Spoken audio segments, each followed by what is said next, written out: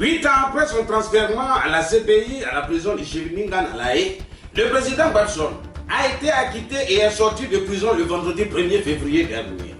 Mais l'ancien président, dont la libération a suscité tant en Côte d'Ivoire que dans de nombreux pays subsahariens, une vague de réactions les plus contradictoires et les plus passionnées, n'est toujours pas rentré en Côte d'Ivoire comme l'espéraient ses partisans.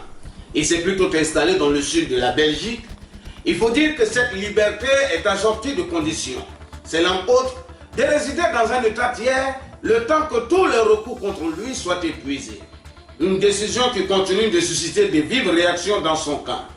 Quand est-ce que le président Babson rentrera-t-il en Côte d'Ivoire? Sera-t-il candidat en 2020? Et que fait-il de ses journées ici en Belgique? Et pour en parler, Archives de Côte d'Ivoire reçoit pour vous M. Babson, ex-président de la République de Côte d'Ivoire. Mesdames et messieurs, bonjour. Monsieur Babson, certes, le monde entier a suivi votre procès, mais qui est Babson? Je suis Babson. Je suis né en mai 1945 à Gagnoa, dans la République de Côte d'Ivoire. Je suis homme politique, je suis un historien et j'ai été incarcéré plus que tous les hommes politiques réunis en Côte d'Ivoire et qui est toujours sorti. Serait-ce donc normal qu'on vous appelle Michael Scofield? Alino, mais je vais vous surprendre.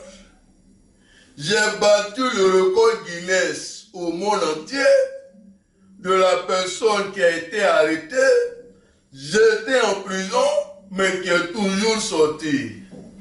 Donc, il ne serait normal que désormais les Ivoiriens m'appellent Koudou, Babson, Michael, Power, Scofield. Vous semblez n'avoir pas été affecté par ce séjour carcéral. Pour moi, la prison, ce n'est plus quelque chose à considérer en tant que tel. Je veux dire, tout ce qui nous arrive dans la vie doit nous enseigner, doit nous servir de leçon. Alino, vous le savez, j'ai été emprisonné sous quelque forme que ce soit par tous les hommes politiques qui ont eu à prendre le pouvoir de 1960 en 2010. Mais en 2010, c'est vous qui étiez encore au pouvoir.